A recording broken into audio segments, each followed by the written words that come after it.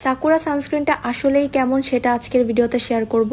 Hello everyone, আমি অনেক request পেয়েছিলাম সাকুরা সানস্ক্রিনের রিভিউ তোমাদের সাথে শেয়ার করার জন্য। আজকে আমি তোমাদের সাথে এই সাকুরা সানস্ক্রিনের রিভিউ শেয়ার করব। এরকম একটা পিঙ্ক কালার প্যাকেজিংয়ে আসে। এই সানস্ক্রিনে SPF 50 PA+++ UVA UVB protection দেয়। এখন দেখাবো এই সানস্ক্রিনের টেক্সচারটা কেমন। আমি আমার হাতে একটু অ্যাপ্লাই করেছি। এই সানস্ক্রিনটা ইনস্ট্যান্ট একটা ব্রাইট লুক দেয়, খুবই হালকা একটা ব্রাইটনেস দেয়, অনেক বেশি হোয়াইট কাস্ট দেয় না।